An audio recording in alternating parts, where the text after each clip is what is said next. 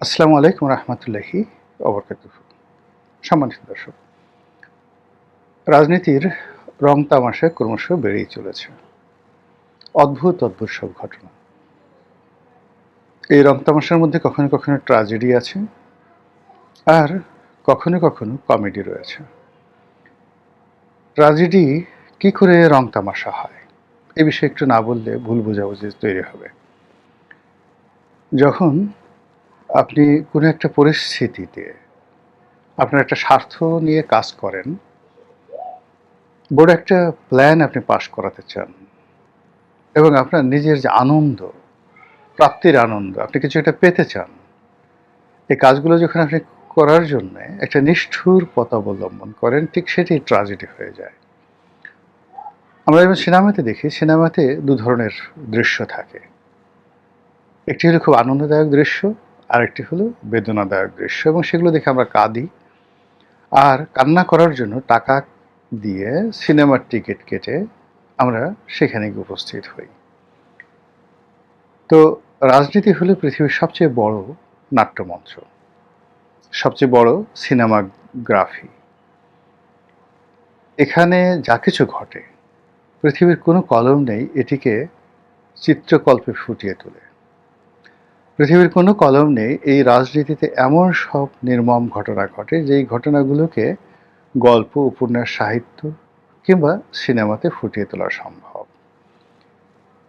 পৃথিবীতে এমন কোনো কথক নেই, বক্তা নেই, যে কিনা এই রাজনীতির যে ট্র্যাজেডি, কমেডি এবং গল্প, উপন্যাস, সাহিত্য, তারপরে প্রহসন, যা কিছু আছে সাহিত্যের বিভাগ, এগুলো আপনার সামনে যে উপস্থাপন করবে, এরকম চমৎকারভাবে বলার মতো কথক এখনো তৈরি হয়নি। অর্থাৎ মানুষের কল্পনা শক্তি, মানুষের বাক শক্তি, মানুষের চিন্তা শক্তি কিংবা তার যে সৃষ্টি করার যে ক্ষমতা, তার চাইতেও যে নির্মম ঘটনা রাজনীতিতে ঘটে, এটাই আমি বোঝাতে চাচ্ছি, এবং সেই পরিবেশ পরিস্থিতি এখন বাংলাদেশে ঘটে চলেছে। আমাদের বাংলাদেশকে কেন্দ্র করে ওয়াশিংটনে যে খেলা হচ্ছে, নিউ ইয়র্কে যে খেলা হচ্ছে, তারপর ইংল্যান্ডে যে খেলা হচ্ছে, দিল্লিতে, কলকাতাতে, ইসলামাবাদে, বেইজিংয়ে, মায়ানমারের রাজধানী সেখানে, এবং মংডুতে, মানে আরাকান যে এলাকা, সেই আরাকানের যে রাজধানী মংডুতে, সেখানে যে খেলা হচ্ছে, সেই খেলার সঙ্গে তাল মিলিয়ে বান্দরবন, খাগড়াছড়ি, কক্সবাজার, ঢাকা, চট্টগ্রাম, এমনকি টুঙ্গিপাড়া, তারপরে অন্যান্য জেলা শহরে যেভাবে চক্রান্ত চলছে, এই চক্রান্ত বলাও যাবে না, লেখাও যাবে না। এবং যেহেতু শেখ হাসিনার পতনের মতো একটা নির্মম ঘটনা আমাদের এই বাংলাদেশে ঘটেছে, আপনারা ধরে নিতে পারেন যে যে কোনো মন্দ ঘটনা তার পরবর্তী যে এপিসোড, এটা আরও মন্দ হয়। যেমন ধরুন ৭৫-এর ১৫ই আগস্ট, যেভাবে বঙ্গবন্ধুকে ক্ষতবিক্ষত করা হয়েছে, সে তুলনায় জিয়াউর রহমানের লাশকে বিক্ষত করা, ক্ষতবিক্ষত করা, বিকৃত করা পাষণ্ডরা আরও নির্মমভাবে সেই কাজ করেছে। ১/১১ যেভাবে হয়েছে, যে কৌশলে হয়েছে, তার সাথে অনেক অনেক বড় কৌশলে ২০২৪ সনের আগস্ট, জুলাই এবং জুন, এই সময়টাতে অনেকগুলো কলাকৌশল হচ্ছে বা হয়েছে। আর যেহেতু সেই বিপ্লবটি যে সফল হয়েছে, কথা কেউ বলতে পারছে না, ফলে যারা বিপ্লবী তারা আরেকটি বিপ্লবের ডাক দিচ্ছে, যারা ক্ষমতা আছে তারা ক্ষমতা আঁকড়ে ধরার চেষ্টা করছে, থেকে যাওয়ার চেষ্টা করছে, আর যারা ক্ষমতাচ্যুত হয়েছে তারা ফিরে আসার জন্য ত্রিমুখী লড়াই করছে। আর সেই লড়াইয়ের সঙ্গে আগেই বললাম, দেশ বিদেশের বহু পক্ষ জড়িয়ে পড়েছে। এরই মধ্যে আমরা কিছু ঘটনা দেখতে পাচ্ছি, কিছু কথা শুনতে পাচ্ছি, যা কিনা একই সঙ্গে আমাদেরকে খুব কষ্ট দিচ্ছে। আবার একই সঙ্গে আমাদেরকে বিনোদিত করছে। যদি শিশু রামিসার ধর্ষণ ধরেন, চট্টগ্রামে যে 4 বছরের শিশু ধর্ষিতা হয়েছে তাকে ধরেন, শিশু আসিয়ার হত্যাকাণ্ড ধরেন, এগুলো খুবই বিয়োগাত্মক ঘটনা এবং এগুলোকে কেন্দ্র করে যে মাঠ গরম হচ্ছে তার মধ্যে অশনির সংকেত আছে। আবার যদি ধরেন নাসিরুদ্দিন পাটোয়ারিকে ডিম মারা হলো, তাকে মারধর করা হলো এবং সেটাকে কেন্দ্র করে যে উত্তপ্ত রাজনৈতিক অবস্থা, এটি একটা মধ্যপন্থা, সাসপেন্স। অন্যদিকে আওয়ামী লীগ যে কাজগুলো করার চেষ্টা করছে, ছাত্রলীগ একের পর এক মিছিল করে যাচ্ছে। আগে মাস্ক পরতো, এখন আর তারা মাস্ক পরছে না। তারা সিরিজ মিটিং করছে। ছাত্রলীগ, যুবলীগ, আওয়ামী লীগের যে সকল শীর্ষ নেতৃবৃন্দ রয়েছেন তারা প্রকাশ্যে আসছেন এবং অনেকে মোটামুটি সিদ্ধান্ত নিয়েছেন তারা বাংলাদেশে ফিরে আসবেন। যতটুকু শোনা যাচ্ছে যে ছাত্রলীগের একসময় খুব দাপুটে নেতা, মন্ত্রী, তারপর সংসদ সদস্য, আমি নামই বলে ফেলি, ইনামুল হক শামীম, নজরুল ইসলাম বাবু, তারপর সাইফুজ্জামান শেখর, এনারা এবং একই সঙ্গে চট্টগ্রামের যে সকল তরুণ রাজনীতিবিদ রয়েছেন প্রায় সবাই বাংলাদেশে তাদের নেত্রীর নির্দেশে খুব দ্রুত ফিরে আসার জন্য বাক্স পেটরা গুছিয়ে ফেলেছে। তারা আসবে, আত্মসমর্পণ করবে এবং একই সঙ্গে তাদেরকে গ্রেপ্তার করতে হবে। তারপরে কি হবে সেটা পরের ব্যাপার। এইরকম একটা প্রস্তুতি চলছে। সজীব ওয়াজেদ জয় এবং সাইমা ওয়াজেদ পুতুল বাংলাদেশে আসবে। প্রস্তুতি চলছে শেখ হাসিনা বাংলাদেশে আসবেন। এগুলো কথার কথা নয়। এবং এর সঙ্গে কারা জড়িত, কারা তাদেরকে উৎসাহ দিচ্ছে, কারা তাদেরকে প্রোটেকশন দিচ্ছে, কারা তাদের সঙ্গে সমঝোতা করছে, সেগুলো দ্বিতীয় প্রসঙ্গ। যারা রাষ্ট্রের সঙ্গে জড়িত আছে অবশ্যই তারা এটা খুঁজে বের করবেন। কিন্তু আমি যে বিষয়টা নিয়ে কথা বলতে চাই সেটা হলো শেখ হাসিনা, যিনি তার বক্তব্য কিছুদিন বন্ধ রেখেছিলেন, আবার তিনি বক্তব্য দিয়ে যাচ্ছেন আগের চেয়ে ঝাঁঝালো, আগের চেয়ে সুনির্দিষ্ট, পয়েন্টিভ, আগের চেয়ে জেদি, আরও রাগী এবং আরও আত্মবিশ্বাসী। তিনি একেবারে সুনির্দিষ্ট ডেট দিয়ে বলেছেন যে আমি 6 মাসের মধ্যে, আগে যেমন তারেক রহমান সাহেব আসতে চাইতেন তার লোকজন বলতেন যে 3 মাস, 6 মাস, 1 বছর বা 1 মাস আসবেন, কিন্তু জনাব তারেক রহমান সাহেবের পক্ষ থেকে সুনির্দিষ্টভাবে বলা হয়নি। কিন্তু একবারই তিনি বলেছেন তিনি আসবেন এবং তিনি এসেছেন। শেখ হাসিনা বিভিন্ন সময় সুনির্দিষ্টভাবে না বলে অনির্দিষ্টভাবে বলেছেন, কিন্তু এইবার তিনি প্রথম বললেন যে আমি আগামী 6 মাসের মধ্যে আসব। তিনি যদি 6 মাসের মধ্যে না আসেন, না আসতে পারেন, তাহলে তার কথার বিশ্বস্ততা থাকবে না। এটা তিনি ভালো করে জানেন। তার নেতাকর্মীরা বিশ্বাস করবে না, দেশবাসীও তার ব্যাপারে আগ্রহ হারিয়ে ফেলবে। ফলে এই যে তিনি যে একটা ডেডলাইন অর্থাৎ 6 মাস সময় উল্লেখ করলেন, এটি তিনি ভেবেচিন্তে বলেছেন এবং এটা তার জন্য একটা ঝুঁকি। তিনি পারলে একটা ফলাফল হবে আর না পারলে আরেকটি ফলাফল হবে। তার এই আগমন কিংবা তার এই যে আসার ঘোষণা, এটি নিয়ে ভীষণ রকম তোলপাড় চলছে। এক পক্ষ বলার চেষ্টা করছে আরে আসুক আসুক, তাকে আদর করার জন্য আমরা বসে আছি।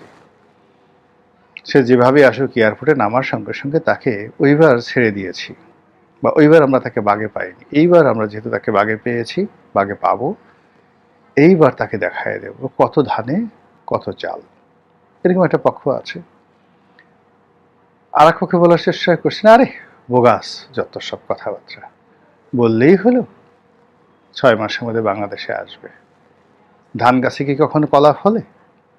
এই সমস্ত কথাবার্তা বলে অযথা নিজের এই বয়স্ক বুড়ো বয়সে তিনি কেন তার ইমেজ নষ্ট করছেন, এগুলো অনেকে বলার চেষ্টা করছেন। কিন্তু আওয়ামী লীগের যারা লোকজন তাদের বক্তব্য স্পষ্ট। আমাদের নেত্রী যা বলেন অক্ষরে অক্ষরে পালন করেন। আমাদের নেত্রী যা বলেন তা করে ছাড়েন। তিনি ভেবেচিন্তে কথা বলেন এবং তার জীবনের সেই যে প্রথম থেকে এ পর্যন্ত যা কিছু করতে চেয়েছেন সব কিছু অক্ষরে অক্ষরে করেছেন। কাজেই তিনি যেহেতু আসতে চেয়েছেন তিনি আসবেনই। এটা হলো কট্টর আওয়ামী লীগের কথাবার্তা। অন্যদিকে সরকারের যারা কর্তা ব্যক্তি রয়েছেন তারা তার আগমন নিয়ে বেশ চিন্তিত, বেশ উৎফুল্ল, হোয়াট এভার মেবি। তাদের প্রস্তুতির কোনো সীমা নেই, পরিসীমা নেই। তাদের একটা অংশ এটা যে শেখ হাসিনা বলেছেন বা তিনি যে আসবেন এটাকে তারা একটা খড়কুটোর মতো মনে করার চেষ্টা করছে। স্বরাষ্ট্রমন্ত্রী সালাউদ্দিন সাহেবকে জিজ্ঞাসা করা হচ্ছিল যে একজন আসতে চাচ্ছেন, তো তিনি খুব বিরক্ত বোধ করে কে আসতে চাচ্ছেন, কোন রাস্তার ফকির, কোন ফকিন্নি, কে কে আসতে চেয়েছেন, মনে হয় যেন তিনি একেবারে জানেনই না। তারপরে বলেন নাম বলেন ইত্যাদি ইত্যাদি কথাবার্তা। মানে তিনি প্রথমে যে অ্যাটিটিউড দেখালেন তাতে মনে হয় যে শেখ হাসিনার নামে যে বাংলাদেশে কেউ একটা আছে বা শেখ হাসিনার কথা যে স্বরাষ্ট্রমন্ত্রী কানে যাবে, শেখ হাসিনার কোনো বিষয় নিয়ে স্বরাষ্ট্রমন্ত্রীর কাছে কেউ প্রশ্ন করতে সাহস পাবেন আর স্বরাষ্ট্রমন্ত্রী সেটা উত্তর দিবেন, এটা কেমন একটা ঘটনা। তার ওই পুরো এই যে আমি এখন কথা বলছি তার মুখভঙ্গি, তার মুখচ্ছবি আমার দৃশ্যপটে ভেসে উঠছে। যাই হোক তিনি কি যেন একটা বলেছেন। অন্যদিকে সরকারের একজন উপদেষ্টা যিনি এখন তারেক রহমান সাহেবের মীরে নাজিম, তারেক রহমান সাহেবের হামিম, প্রধানমন্ত্রীর বিশ্বস্ত ভ্যানগার্ড একজন উপদেষ্টা আছেন ডাক্তার জাহিদুর রহমান, এবং এই সরকারের মধ্যে সবচেয়ে বুদ্ধিমান, সবচেয়ে জ্ঞানী, সবচেয়ে লেখাপড়া। এবং তারেক রহমান সাহেব মনে করেন, একসময় মনে করতেন যে ডক্টর মাহাদি তার অনেক বুদ্ধি, কিন্তু ইদানিং মাহাদিকে দেখা যাচ্ছে না, এমনকি হুমায়ুন কবিরকে দেখা যাচ্ছে না। ইদানিং সরকারের কাছাকাছি দুইজন লোককে খুব বেশি দেখা যাচ্ছে। একজন হলো মীর শাহে আলম, যিনি স্থানীয় সরকার এলজিআরডি প্রতিমন্ত্রী, বাজারে প্রচলিত তিনি তারেক রহমান সাহেবের ঘনিষ্ঠ বন্ধু, সহপাঠী বা আরও অনেক কিছু। এবং তারেক রহমান সাহেবের দয়াতে তিনি একটা ইউনিয়ন পরিষদের চেয়ারম্যান ছিলেন, সেখান থেকে উপজেলা চেয়ারম্যান, শোনা কথা, আমি সত্য মিথ্যে জানি না, আল্লাহ মাফ করুন। এরপর সেখান থেকে সংসদ সদস্য, তাও আবার মাহমুদুর রহমান মান্নাকে ফেলে দিয়ে তাকে নেওয়া হয়েছে। কাজেই তার গুরুত্ব, মাহমুদুর রহমান মান্নাকে ফেলে দিয়ে তাকে নেওয়া হয়েছে এবং তাকে প্রতিমন্ত্রী বানিয়ে মির্জা ফখরুলের সাহেবের মাথার উপর বসিয়ে দেওয়া হয়েছে। তো এই মানুষটির দাপট ক্ষমতা এখন সরকারের সবচেয়ে বেশি। আর দ্বিতীয় যে ব্যক্তি তিনি হলেন এই ডাক্তার জাহিদুর রহমান, যিনি একবার দুবার আমার সঙ্গে টকশো করেছেন। ভালো মানুষ, ভদ্র মানুষ।